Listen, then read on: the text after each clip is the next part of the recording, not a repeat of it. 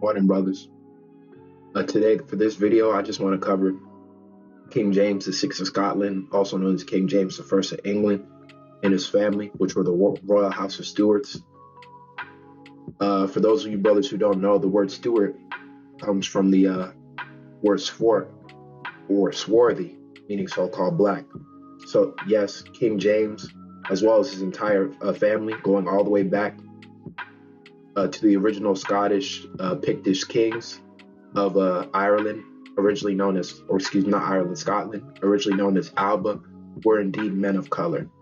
But just to do a quick recap of King James and his lineage, King James was the son of Mary Queen of Scots. Now, Mary Queen of Scots, her father, King James not her father, her grandfather, King James IV, married the sister of King Henry VIII, which was Margaret Tudor.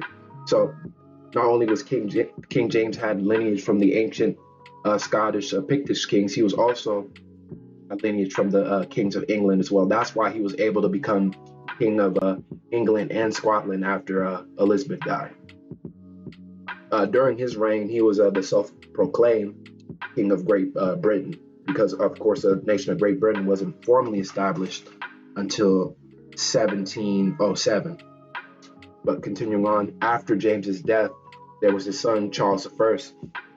Now Charles I only ruled up to 1649 because he was executed, and that was after the English Civil War.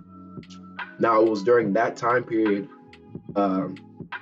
through men like Oliver Cromwell, that Britain became more of a commonwealth, at least until the restoration of the kingship, and that happened under Charles II. Now that time period before the restoration of the rulership, so it was about 1649 to 1660, it was known as the interregnum period, and like I said, that is when England was more of a commonwealth. Now after Charles II's death, there was James II, Charles's brother. He reigned until 1688, and then after that he was removed, and it was called the Glorious Revolution. Now the reason he was removed is because in England there was major beef between the Church of England, or the Protestants, and the quote-unquote the Catholic Church. So they didn't want their rulers to be professed Catholics. That's the main reason why he was removed. Now after he was moved, his daughter Mary II and her husband William III, they reigned until 1702, after the death of William III in 1702, Anne ruled. Now during her rulership, that's when Great Britain was formally established under the Act of Union, which was 1707. Now after Anne's death in 1714, due to basically the specific Act of Parliament, it was the Act of Settlement, which was created in 1701, only Protestants were allowed to be king. So that's why that rulership moved on from the Stuart line into specifically the House of Hanover with George I. And it's because of that transition that you had the Jacobite rebellions and the Jacobite uprisings, because those who were loyal to the line of James, they wanted James Francis Stuart, or James III, to become King of England, but unfortunately that never happened. Now this right here is the coat of arms of the United Kingdom, or Great Britain. For those of you brothers who don't know, the lion represents the tribe of Judah, and the unicorn represents the tribe of Ephraim. So the two kingdoms united under Great Britain. The gold lion was for the House of, I believe, Perez. Yeah, the gold lion was for the House of Perez, and the red lion represented the House of Zerah. Because for those of you brothers who read the scriptures, when Zerah was born, essentially Zerah was meant to be the firstborn, but Perez supplanted him, and he ended up being the firstborn. But Zerah was born with basically a red scarlet ribbon around him. That's where that concept of the red lion comes from. Right here is also a coat of arms for the royal House of Stewart. As you can see, the images of the red lion, the gold lion, and also the rose. And for that rose in the center right here, that represents the royal line of Tudor. They would use the symbol of the rose. Now, right here is a coin depiction of King James the First of England. As you can see, he has somewhat curly hair and Negroid features. Another coin of King James the First of England. A little bit harder to see, unfortunately. I apologize for that.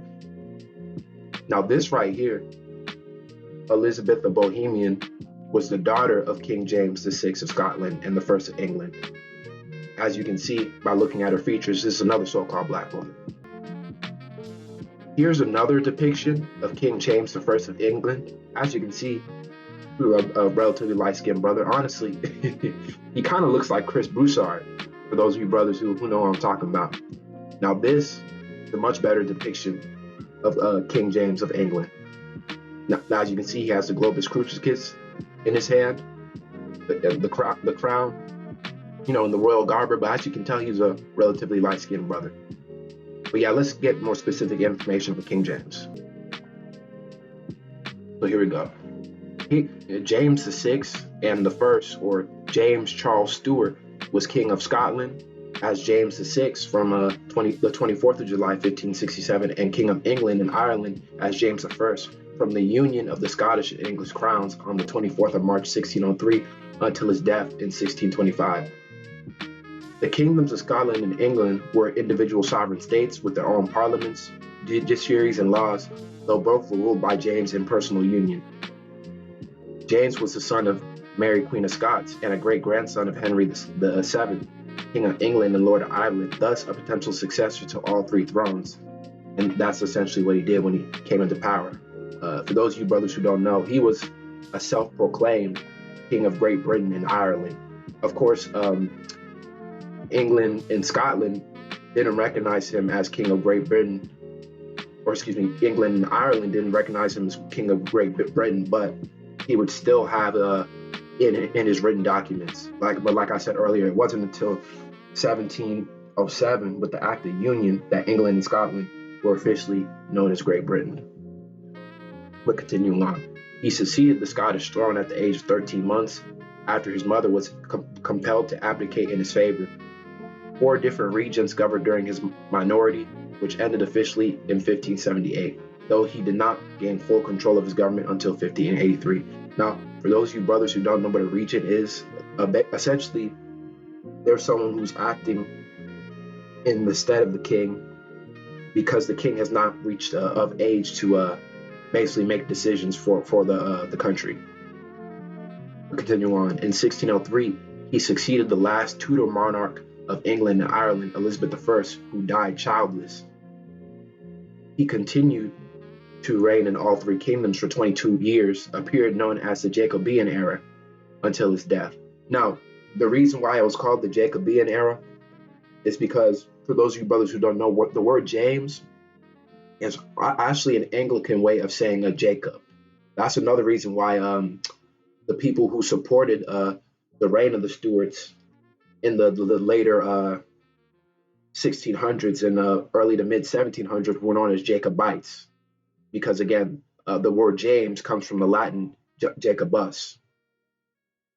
Continuing on. After the union of the crowns, he based himself in England, the largest of the 3 realms, from 1603, returning to Scotland only once in 1617, and styled himself King of Great Britain and Ireland. He was a major advocate of a single parliament for England and Scotland.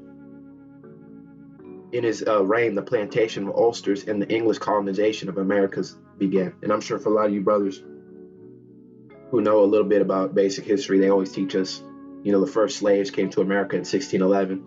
And also that's when a lot of the settlements began to be formed. But continue on. At 57 years and 246 days, James reigned in Scotland, was the longest of any Scottish monarch. He achieved most of his aims in Scotland, but faced great difficulties in England, including the Gunpowder Plot in 1605 and the repeated conflicts with the English Parliament. Now, the Gunpowder Plot was essentially an attempt to assassinate King James, because at that time there was major beef between the Catholics and the Protestants in England. And a lot of the Catholics, clergymen, felt that they were being oppressed and persecuted, and they were relying on James to make their condition better. When they realized that that was not going to happen, that's where that plot for his life came in. Under James, the golden age of Elizabethan literature and drama continued, with writers such as William Shakespeare, John Donne, Ben Jonson, and Sir Francis Bacon contributing to a flourishing literary culture. James himself was a talented writer, authoring works such as Daemonology, The True Law of Free Monarchies, and The Basculandoran. And for those of you who aren't aware what the books are, for Daemonology, that was just a book that he wrote, detailing witchcraft, some of the rites of witchcraft, and why witches shouldn't be allowed to exist, essentially. He was just detailing the evil of that. Now, for The True Law of Free Monarchies and The Basculandoran, those two books were written essentially because James was detailing what it meant to be a king and the divine right to rule as king. Now, the kings of England, Scotland, and Ireland, since they traced their lineage back to the kings of Judah, specifically the lines of David, they believed that they had the God-given right to rule. And as God-given rulers, they believed they weren't subject to any earthly authority. They were only subject to the laws of the Most High. Continue on though. He sponsored the translation of the Bible into English, later named after him, the Authorized King James Version. Sir Anthony Weldon claimed that James had been termed the wisest fool in Christendom, an epithet associated with his character ever since. Since the later half of the 20th century, historians have tended to revise James' reputation and treat him as a serious and thoughtful monarch. He was strongly committed to a peace policy and tried to avoid involvement in religious wars, especially the 30 Years' War that devastated much of Central Europe. He tried but failed to prevent the rise of the hawkish elements in the English Parliament who wanted war with Spain. He was succeeded by his second son, Charles. Now, for those of you brothers who don't know, the 30 Years' War was a war that was being waged, like it says, in Central Europe, specifically under the Holy Roman Empire. Now, that war is estimated anywhere from 7 to 8 million people died in that war. So for those of you brothers who are wondering why there's not a high black presence in Europe, this was many of the reasons why. All the wars, diseases, as well as people being deported. But we'll get into that a little bit later. Okay, so I'm sure many of you brothers who understand history and research a lot are aware of this royal lines from Zerah and Pharez. Again, Zerah and Pharez were the two sons of Judah. Under Pharez, King David was born and Solomon was born. And as you can see, the kings of Ireland and Scotland, they traced their lineage from Solomon. And of course, King James, being of that Scottish rulership, he was one of those Pictish Irishmen. He believed that he had a divine right to rule because the Most High established David to be the king forevermore. So that's one of the main reasons why he believed in the divine right to rule. Yes, but now that I mentioned it earlier, let's get more into the House of Stewart. As I told you earlier, King James was of the House of Stewart. So let's read. The House of Stewart, originally Stuart, was a royal house of Scotland, England, Ireland, and later Great Britain. The family name comes from the office of High Steward of Scotland, which had been held by the family progenitor Walter FitzAlan. The name Stuart and variations had become established as a family name by the time of his grandson Walter Stewart. And by that time of his grandson Walter Stewart, he was the 6th High Steward of Highland. Walter FitzAlan was the first High Steward of Ireland. The reason why he got that name Stuart, he was given that title, bestowed that title Stuart by David II. David II was one of the kings of Alban at the time.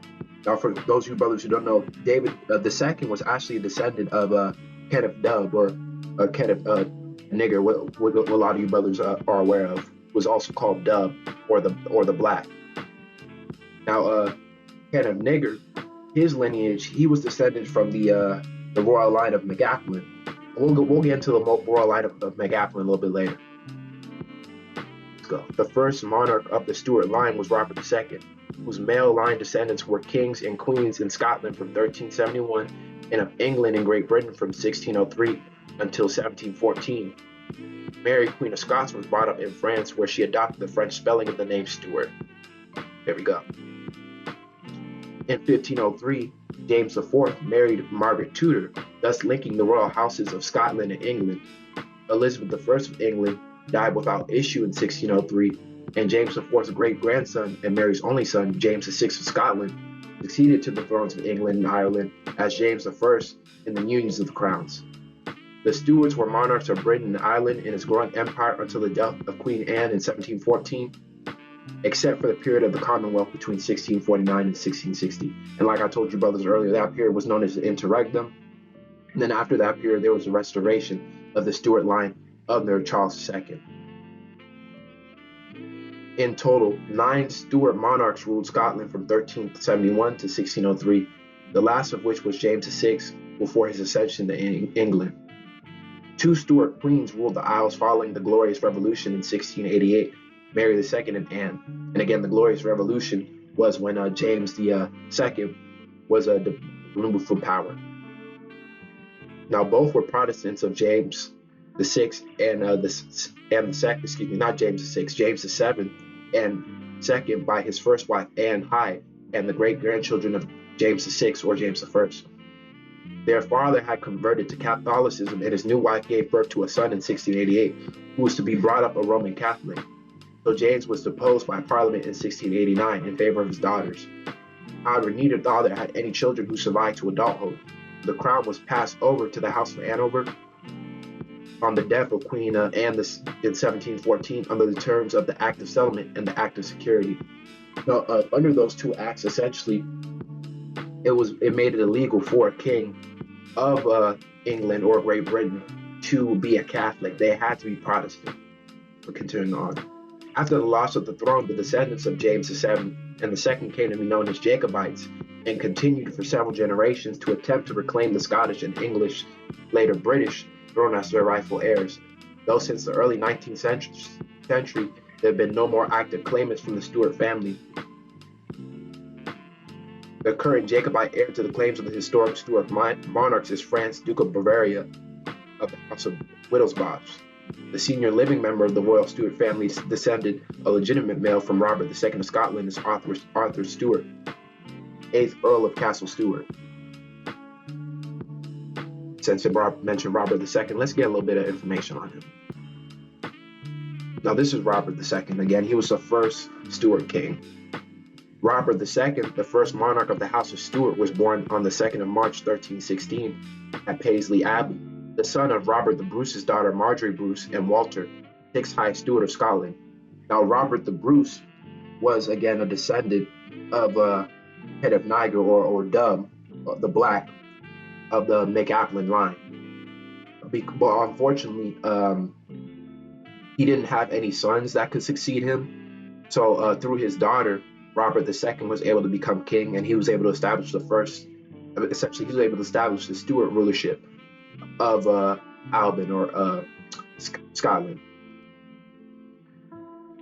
Continuing on, he was delivered by Caesarean section. The heavily pregnant Marjorie Bruce had been riding in Galloway, Paisley, Renishfere, when her horse was suddenly startled and threw her to the ground at a place called the Knock.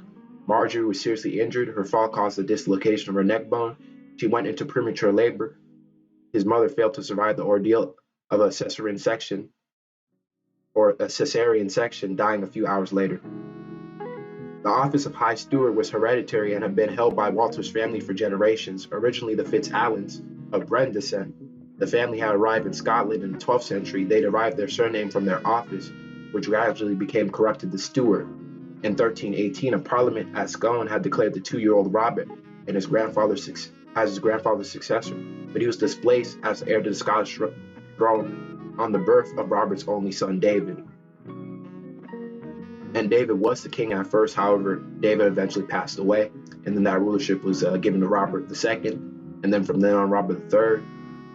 Then I believe from Robert III, that's when James I became king of England, and then from James I, we eventually had King James VI. But y'all brothers can look up this information. Okay, so right here, this is a coin depicting Robert II of England. Now, as you can see, he has the nice curled hair, but you can tell he has Negro features, specifically his lips. Now, this image right here is a depiction of Robert the Third, son of Robert II. As you can tell, that's clearly a nigga. I've never seen. Look at his big ass lips, man. That's a nigga.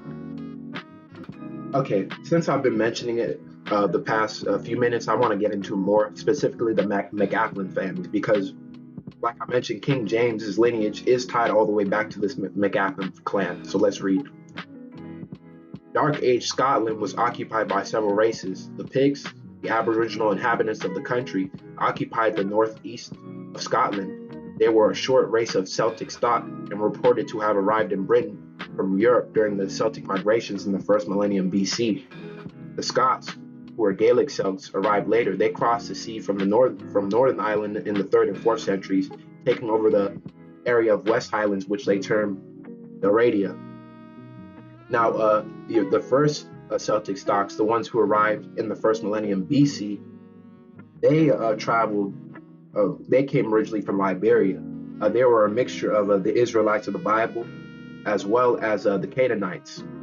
Now, the Scots, who were Gaelic Celts, who arrived later, they crossed over, like it says, from Northern Ireland, the 3rd and 4th century AD. They were what historians would consider the Scythians, or part of the Germanic tribes that made their way westward from that Caucasus region. But continuing on, the Britons of Strathclyde, another Celtic race known as the Brittonic Celts, controlled the southwest from the Clyde to the Solway and into Cumbria. To this melting pot was added the Vikings of Norway and Denmark, originally raiders who became settlers, who largely occupied the islands of Shetland and Orkney, and lastly, the Angles, who came north across the border from England to inhabit the Scottish town lowlands. So what is this letting you know? That all of these races of people were of Celtic stock. And the Celtics, like I mentioned, were descendants of the Israelites, but we'll get more information on that a little bit later. Now, continuing on. The McAlpin dynasty, which ruled Scotland throughout the Dark Ages, united the warring races of the Picts and the Scots as one nation. Early Scottish kings were appointed by the Celtic system of tanistry.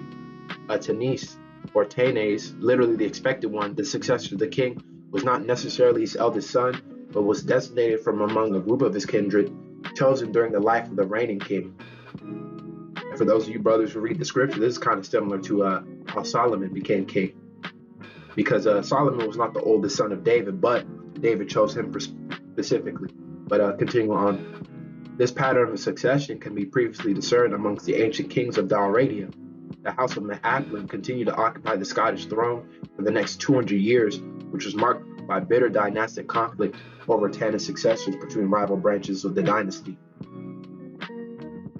So this is how you get a better understanding of history, and you're able to connect all the missing pieces. Because again, we're able to discover that the royal houses of England, Scotland, and Wales, they all descended from these original Irish Picts who were Celtic in origin. And once you understand the Celtics originally came from Iberia, but also from Eastern Europe, and were people of color, and also Israelites, that's how you're able to have a better understanding of who so-called black people are today. But let's get more information on the Celtics.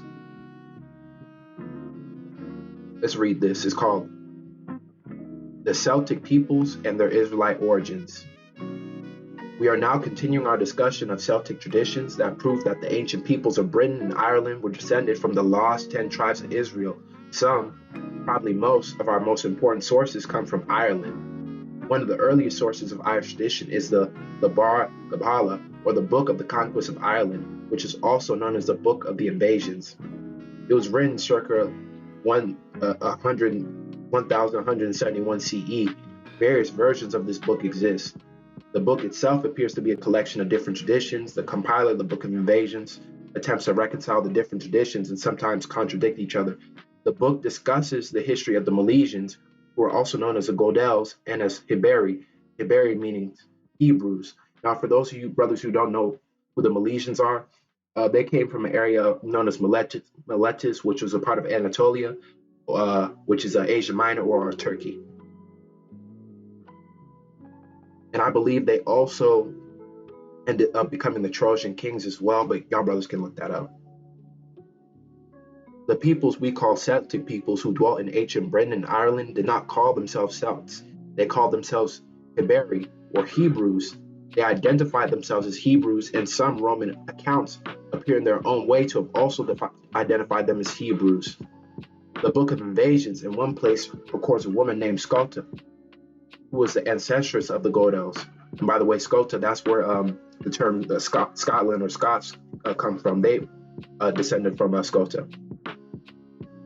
Scotta, who was the ancestor of the Godos, is living around the time of Moses. Elsewhere, the book has the same person named Scotta, or someone with the same name, living during the reign of Pharaoh Nechotonebus, who reigned about 520 BCE, which was almost 1,000 years after Moses.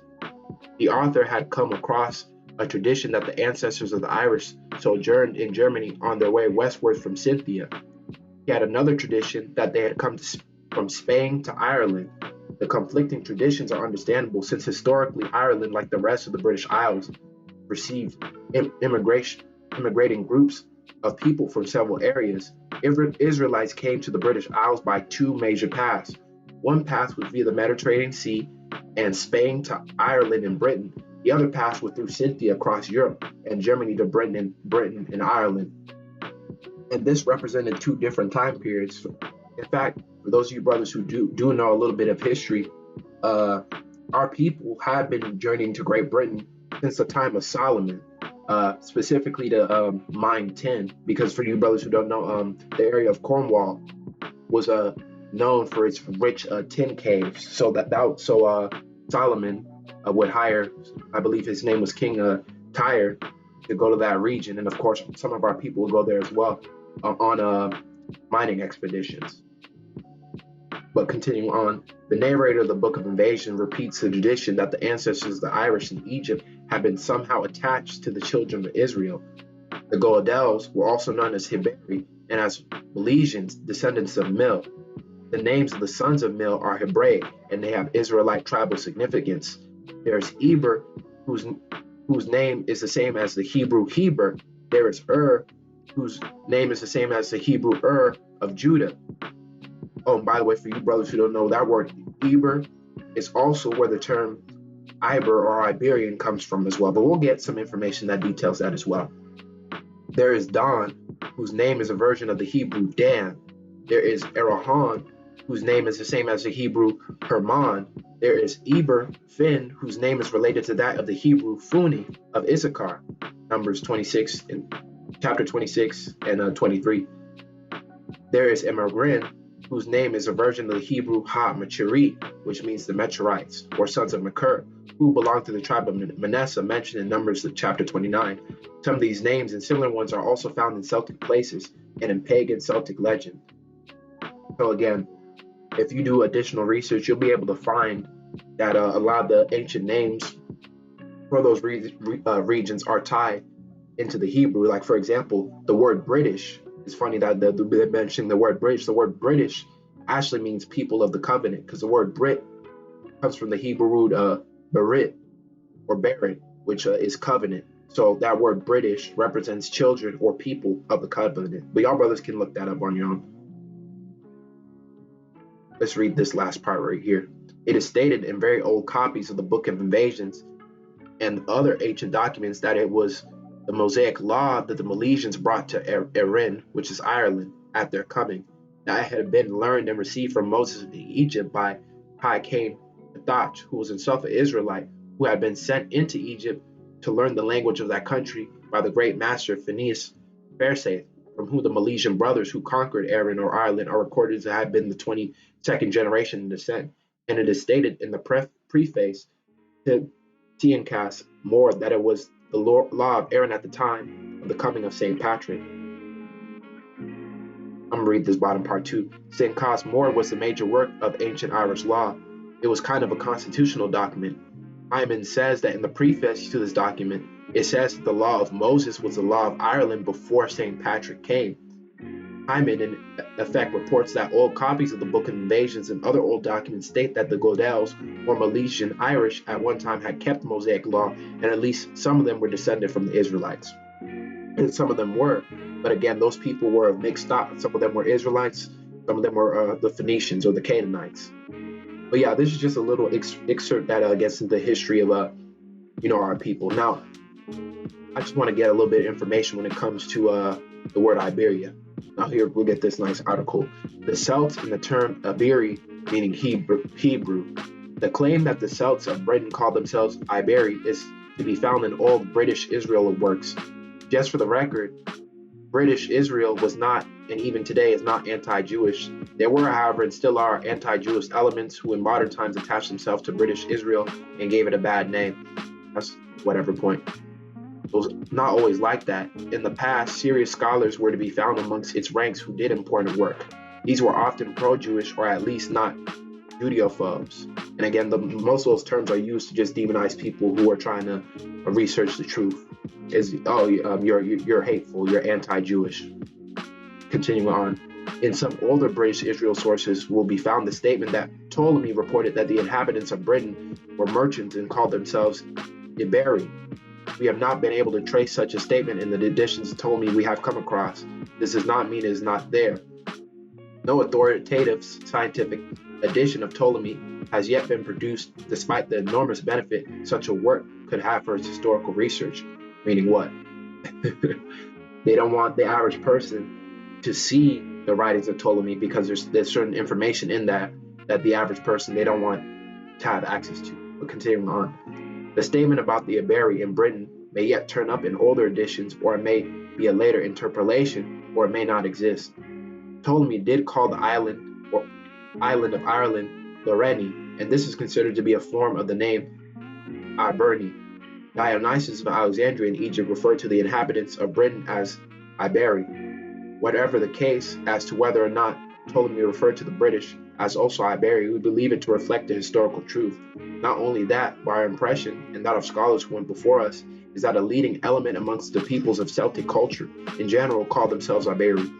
We also consider this term to be derived from the Hebrew root Ibri, which is in the Hebrew language is how the name Hebrew is pronounced.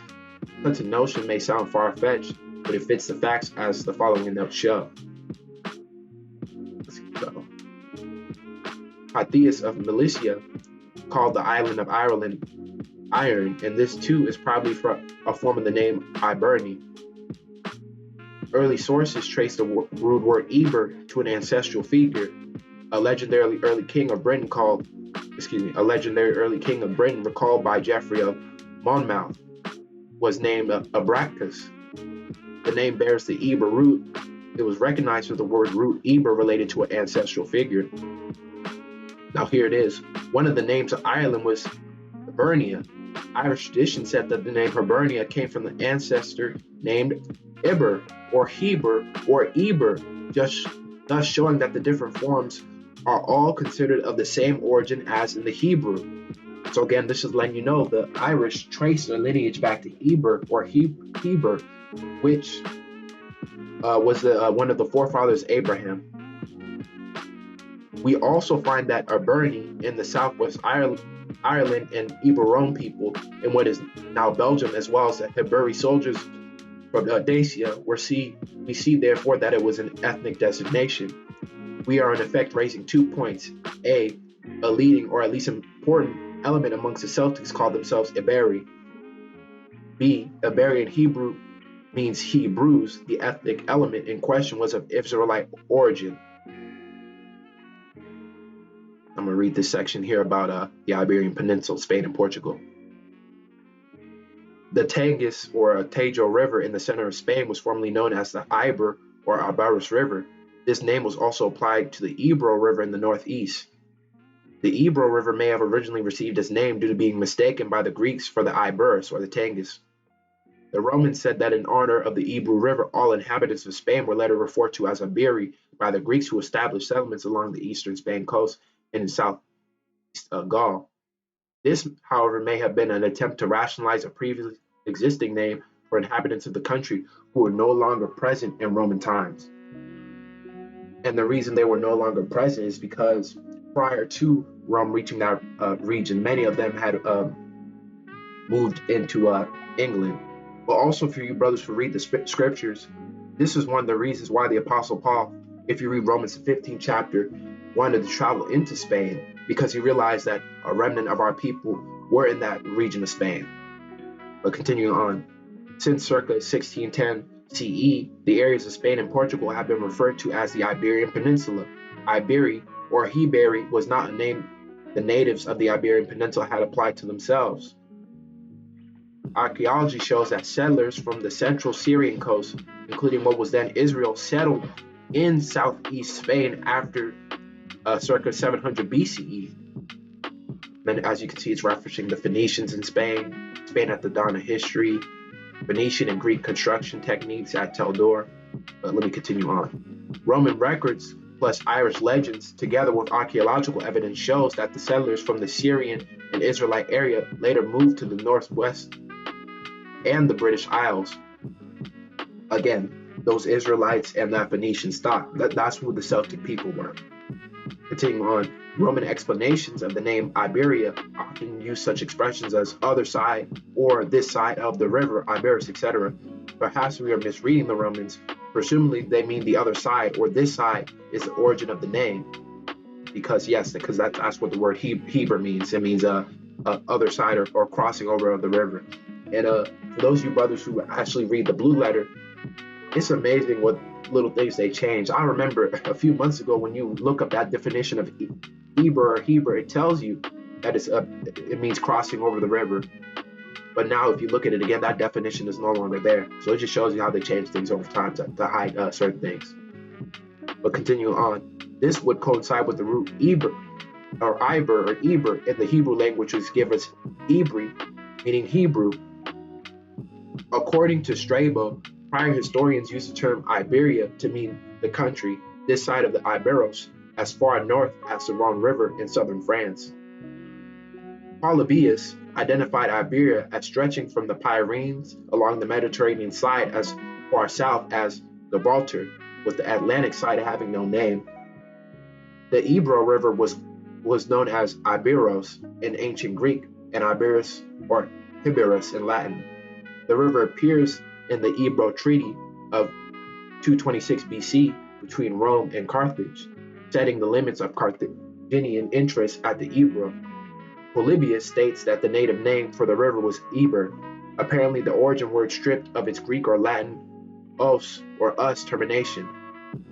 Other names with this root in the Iberian Peninsula include Abora, Ebro-Econum, Eboritium, Ebro-Batacium, Ebro-Galicia.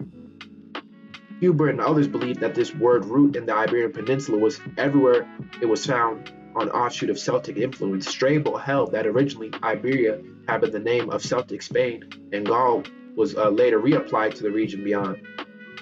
The point that the name in Spain and Portugal was found only in areas once held by the Celts could be pertinent to all the above examples, except that of Ebro-Batacia in the southeast of Spain, where Celts were not to be found.